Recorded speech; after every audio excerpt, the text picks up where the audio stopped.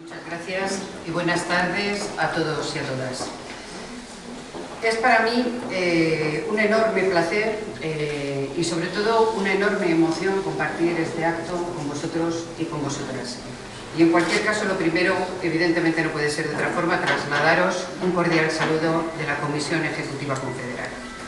Para la gran mayoría de afiliados y sobre todo para los no afiliados, que sean menores de 50 años, el proceso 1001 es una referencia posiblemente lejana, que asocian a un franquismo también lejano y del que muchas veces no se conocen muy bien los detalles, porque ya se ha encargado una parte de la historia oficial de potenciar otros hechos, de hacer olvidar determinados aspectos fundamentales de nuestra historia.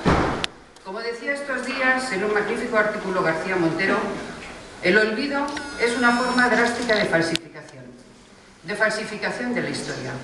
Por eso, un acto como el de hoy, de reconocimiento y esta exposición, permite situar al mundo del trabajo y al sindicato en el relato histórico y ofrece al sindicato una ocasión para reclamarse como sujeto constituyente de derechos y de libertades democráticas. Nos reconocemos en la figura de un puñado de dirigentes y de cuadros que lucharon contra el franquismo, que lucharon por las libertades, que lucharon por el derecho de los trabajadores y las trabajadoras y que por ello mismo resultaron represaliados. También nos otorga una oportunidad para el reforzamiento de nuestra identidad, que parece que últimamente está bastante denostada. Y para anudar, no puede ser de otra forma, y hay que reforzarlo, las identidades entre generaciones pasadas, presentes y futuras. En unos momentos de baja calidad democrática, con repuntes muy peligrosos de nuevos autoritarismos en toda Europa, pero también en nuestro país. Hacer esta conmemoración no solo es un acierto, sino una urgente necesidad. En la exposición están reflejadas las reivindicaciones laborales de estos años, entre otras. Curiosamente, lo veíamos antes, mientras dábamos una vuelta a la exposición, parece que las mismas deben. Ahí tenéis un cartel que pone contra los salarios, la rebaja de los salarios, el despido libre, por la negociación colectiva. Estamos precisamente también en esas posiciones. También se luchaba por las libertades. Y salvando las distancias, evidentemente estamos en otro marco, no es comparable, pero hoy los límites a las libertades que se están poniendo son unos límites muy sutiles. Por ejemplo, se está pidiendo, siempre empiezan las cosas también por lo jurídico, por los abogados, por el derecho. Hoy se está pidiendo a los abogados que defienden a los manifestantes detenidos en las diferentes manifestaciones que se está haciendo, se les está pidiendo su afiliación política y su afiliación sindical cuando van a defender a las personas que están en las cárceles detenidas por haber ejercido un derecho fundamental. Como digo, esta sutileza en las libertades nos está llevando también a limitar, lamentablemente, muchos de los ejercicios de los derechos fundamentales. Como había prometido que iba a ser breve, Albano, y que solamente iba a tener una intervención para daros un saludo desde la Comisión Ejecutiva, pues evidentemente voy a finalizar. Y quiero finalizar, no puede ser de otra forma, agradeciéndoos vuestra lucha. Para nosotros es fundamental, un claro ejemplo, agradeciendo sobre todo la claridad de hoy, de vuestro pensamiento y de cómo nos trasladáis ese pensamiento, esas ideas, y desde luego gracias por enseñarnos el camino, pero no el camino del pasado, ese deberemos estudiarle todos los días, sino porque nos estáis enseñando cuál es el camino del futuro. Y por eso, muchas gracias.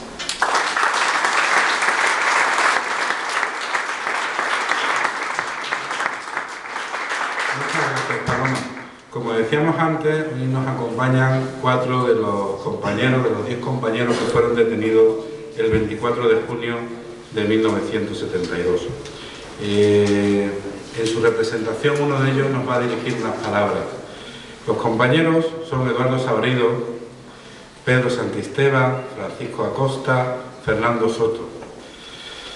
Fernando Soto fue presidente de la parte obrera del sindicato de metal de Sevilla. Sabéis que todas las exposiciones tienen que tener un lapsus y este es el nuestro y aquí intento corregir. También quisiera poner, antes de darle la palabra a Eduardo, que es el que va a intervenir en nombre de los 4, quisiera hacer un poco de justicia histórica. Porque antes me comentaba un compañero una anécdota que no voy a relatar porque puede ser extensa, pero que me parece que frustró de alguna manera su salida de la prisión aquel 30 de noviembre de 1975.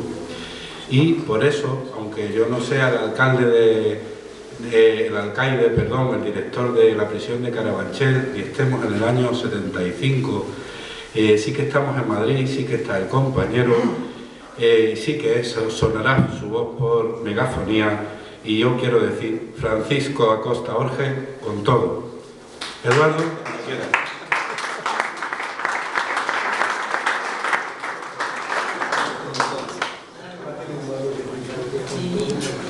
Bueno, a ver si capaz de ser corto, porque esto parece las primeras elecciones democráticas, que cada mitin interveníamos por lo menos 10.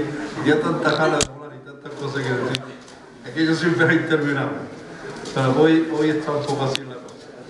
Y os voy a empezar diciendo que tenéis suerte. ¿Por qué?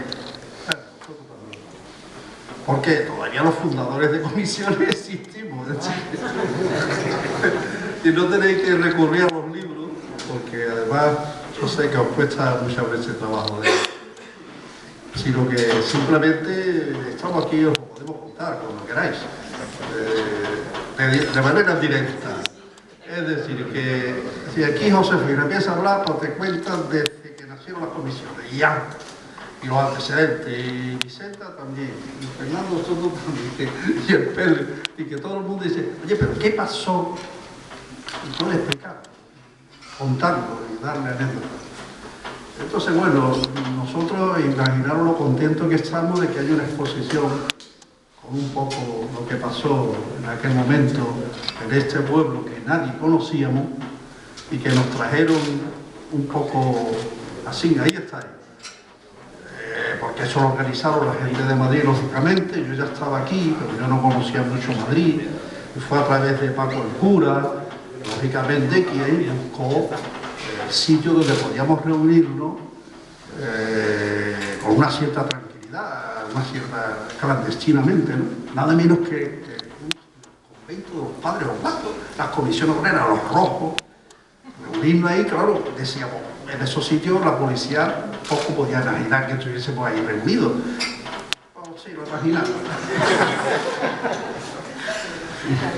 Estaban dedicados a perseguirnos y a detenernos, y en algunas ocasiones lo conseguían, y en esta ocasión lo consiguieron. Entonces nos detuvieron aquí al lado. Yo no sabía ni dónde está, nos gustaría verlo, para ver ese edificio cómo era, y dónde nos detuvieron, y qué pasó. Toda la policía allí con las ametralladoras en la puerta. Cuando yo fui a salir, que cuando los vi no sabía lo que hacía, al final salí corriendo y empecé a avisarnos que está la policía. Imaginaron ustedes, estaban en una mesa así grande, todos sentados y yo pegando gritos y no se levantaban. Entonces, está la policía, que estamos rodeados, que cago en la leche, hasta que al final, ¡pum! Ya por fin, ¿y qué decimos? ¿Y qué decimos? Pues hemos venido a hacer un ejercicio espiritual, ¿no?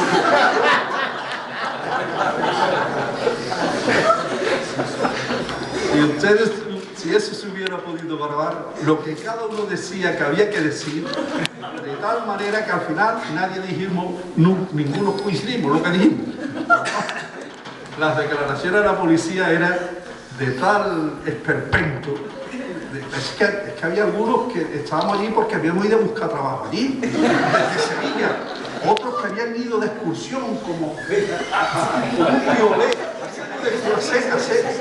de piolet con el piolet, desde Bilbao.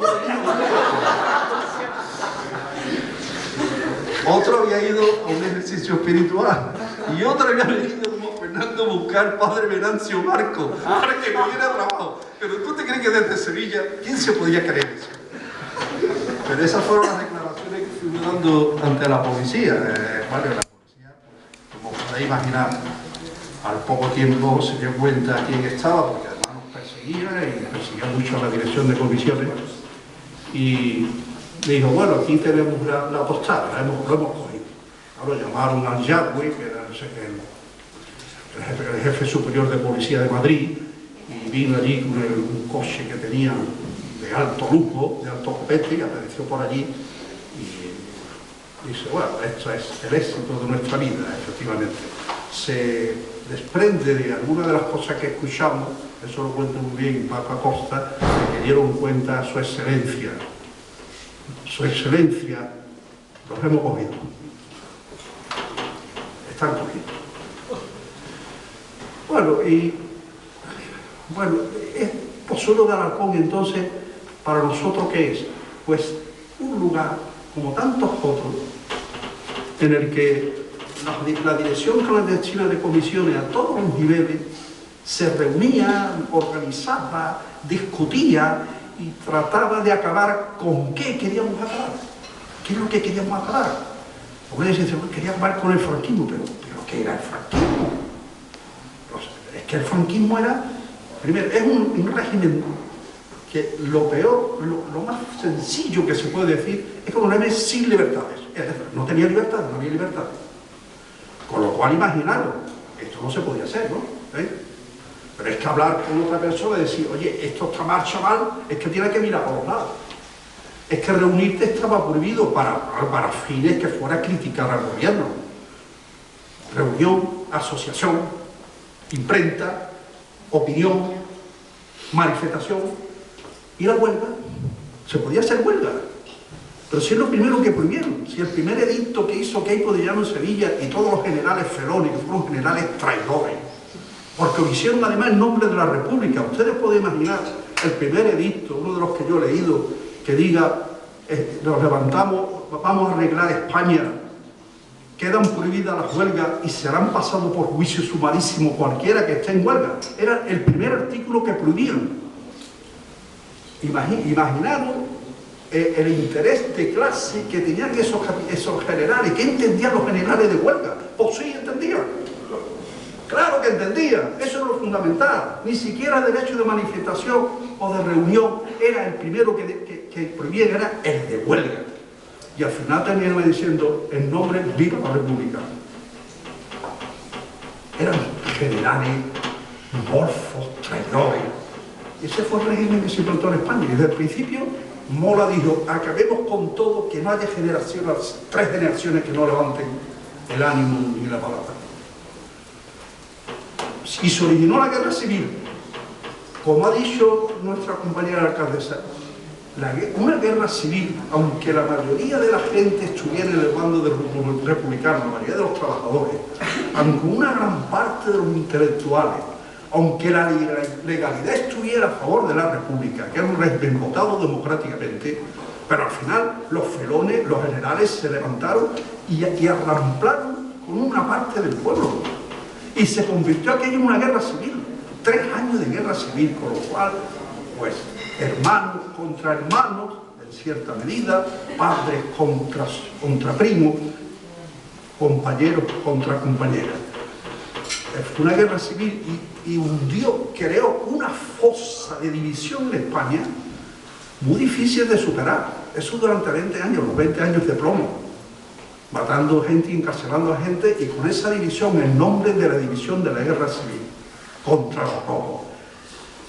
Claro, la única manera de arreglar esa España era superar ese foso de la guerra civil.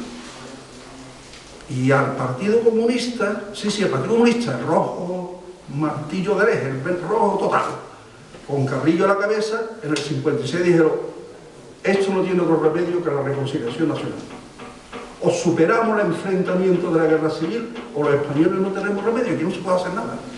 Porque cada vez que hacemos algo es que otra vez los rojos contra los azules, que son los que han ganado. Y se inició ese proceso de reconciliación nacional. Por tanto, efectivamente hubo cosas malas en un lado y muchas cosas malas en otro, pero en ambos bandos. Y para superar eso hubo que hacer la reconciliación. Y eso es lo que trajo la democracia española, el acuerdo de todas las fuerzas políticas y de los sindicatos y del susum corporum. Y que ahora nadie la ponga en cuestión. Que no la ponga en cuestión, ¿eh? Eso es lo que ha producido una situación distinta, un régimen de democracia durante 35 años. No nos ha ido demasiado mal. Y ahora lo que está ocurriendo es otra cosa. Ahora que han recuperado fuerza el gran capital a nivel europeo, no sé qué, y nos tienen ya una de miedo, y a la cual hay que enfrentarse. Enfrentarse al estilo de entonces, no, es un régimen democrático. Ahora no nos detienen con esto, Cuidado, podemos salir tranquilamente, podemos visitar como plato y no pasa nada. Pero sí puede enseñarnos alguna enseñanza podemos tener de aquello. ¿Cuál era? Que resistimos la dificultad, que la superamos la dificultad, que logramos vencer a base de unidad, de coincidencia, de diálogo, de fuerza, de genio, de los puños cerrados muchas veces, pero también de apertura, de cariño. España necesita ahora mismo mucha fuerza, mucha rabia, mucho cariño.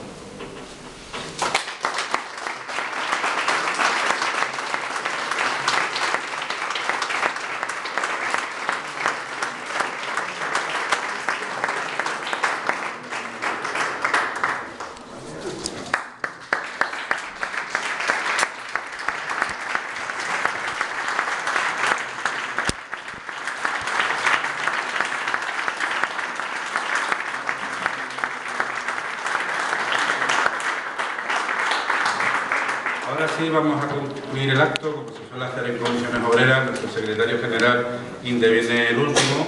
Solo deciros, por mi parte, que espero que esta exposición os haya gustado y sobre todo que cumpla el papel que pretende, que es el que nuestra historia no se borre, no pierda el efecto que tiene que tener de potenciar las comisiones obreras y de poner en valor la memoria de las personas que la han hecho posible. Quería agradecer el trabajo de todas las personas que han organizado esta exposición.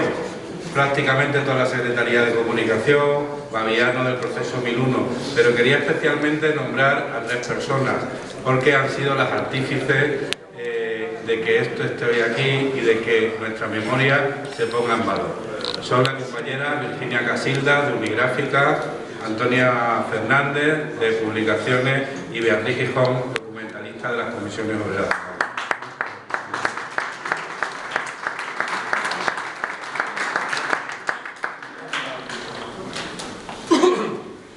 Bien, buenas tardes a todos y a todas. Lo primero, los agradecimientos. Agradecerte, Josefina, que estés aquí. Vicenta. Agradeceros, Eduardo, Pedro, Paco, Fernando, de que hayáis podido venir a esta exposición y sobre todo también a esta reunión de ejecutiva con cuadros sindicales que hemos tenido anteriormente. Evidentemente, agradecerte, alcaldesa Paloma, no solo que nos hayas facilitado este estupendo local para la exposición y que estés aquí en este que es para nosotros un acto muy sentido, como has podido comprobar, sino también agradecerte por las palabras y por los deseos que me has dedicado. Sí, sé que son de corazón, en eso estoy de acuerdo contigo. Bien, no lo hemos dicho antes, pero hemos hecho una reunión que, como han dicho los compañeros, hace 41 años nos habían detenido. Habíamos terminado, no todos aquí, sino que habíamos terminado detenidos en la cárcel, como les ocurrió a los compañeros y compañeras que hoy estamos conmemorando. Yo tengo que comentaros que fueron 10, pero la coordinadora estatal de comisiones obreras eran más, eran 16, 17. Algunos se salvaron catalanes, porque llegaron tarde. Otros porque estaban en la cárcel.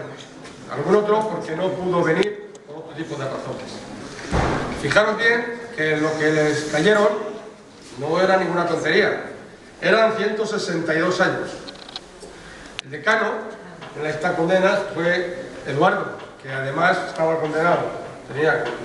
Ya venía con 6 años y le dieron 20 años y 6 meses. Los 6 meses fueron porque ibas con documentación falsa. Intentaste convencerles de que no eras tú, sino que eras otro, ¿no? Era Jesús Sánchez. Jesús Sánchez. Era Cordobés. No Sevillano. Por lo tanto, y la realidad fue que en aquel año 73, cuando se celebró el proceso 1001, la solidaridad internacional y la movilización interna en el país fue de tal envergadura, o debió ser de tal envergadura. Es verdad que Jaime Ballesteros, como decía Paco Naranjo, nos comentó, Jaime Sartori, que dentro de la gran solidaridad internacional había habido un apoyo de figuras, de estrellas de Hollywood, importante. Entre ellos Marlon Brando, que al final comentaban que no llegó a venir al juicio porque coincidió con que le hicieron el rodaje, le trasladaron el rodaje, tuvo un rodaje inoportuno en ese momento. Por lo tanto, digo que fue una fuerte solidaridad internacional y una fuerte movilización. Que la movilización, por si alguno tenía dudas, sabéis que siempre da sus puntos, ¿no? Fijaros bien que al año el Tribunal Supremo, los 162 años, los dejó en 37. Y un año después, muerto Franco, una de las primeras decisiones que debió tomar el rey como jefe del Estado fue indultar a todos ellos. Y evidentemente no fue solo por la bonomía que tenían los miembros del Tribunal Supremo, que me imagino que lo tendrían, ¿no? Ni siquiera por, en fin, por la bondad también del monarca, sino sencillamente porque era tal el escándalo a nivel internacional con respecto al proceso 1001 que era muy difícil mantener la presión. Porque la verdad es que en el proceso 1001 se han acrisolado distintos aspectos de lo que ha sido la historia de España en la última mitad del siglo XX. Porque hay un dato. Yo creo que Comisiones Obreras es el principal producto de la reconciliación nacional. Evidentemente, como comentabas antes, tiene que ver con ese intento de superar esa idea inteligente que tuvieron algunos dentro de la propia oposición clandestina y que fue recogido el guante por otros dentro del propio régimen, hicieron que de alguna manera brotara y diera como consecuencia, como resultado, ese estupendo producto que fue la democracia española. Por lo tanto, como digo, fue el primer efecto de la reconciliación. Javier no lo ha contado hoy, pero suele contar el nacimiento de las comisiones obreras en la mina de la Camocha. La primera comisión obrera, que tal y con los datos que tenemos parece ser que eran 5 personas. Un comunista, un socialista, un cristiano, un falangista y uno que era, digamos, lo que llaman el apartidista, pero que hablaba muy bien. Por lo tanto, eso fue el nacimiento de las comisiones obreras. De ahí también la vocación de unidad de los trabajadores que han tenido, tienen y van a seguir teniendo las comisiones obreras. Forma parte de nuestro, siempre digo que forma parte de nuestro genoma.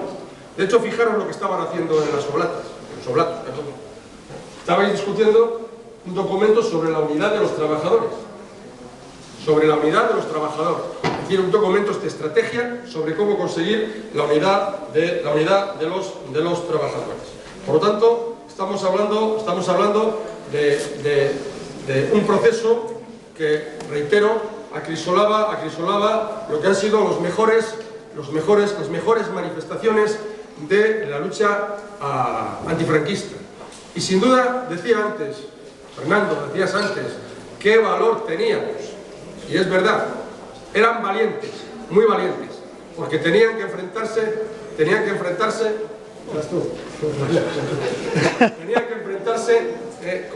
con sus miedos y con todos sus temores, riesgos con sus familias. Es decir, pasaron mucho miedo, pero se enfrentaban, porque creían y lo que creían luchaban por ello. Pero no solamente era valor, era también inteligencia, porque hay que ser inteligentes para definir una buena estrategia y ser capaces, si no ser el factor definitivo, desde luego ha sido una de las mayores contribuciones a la caída del régimen franquista. Como bien decían ellos, Franco murió en la cama, pero el régimen franquista lo echamos. No fuimos solo nosotros, hubo más gente, pero el Comisiones Obreras jugó un papel fundamental. Por lo tanto, inteligencia para saber definir las estrategias y ser capaces de vencer en un reto tan complicado. Por eso yo digo que justamente ahí se acrisolan las mejores. Es más, si hablamos de inteligencia, sabéis que en el 63, si no recuerdo mal, fueron las primeras elecciones en el vertical, donde se entra, Entonces se decide desde las organizaciones ilegalizadas entre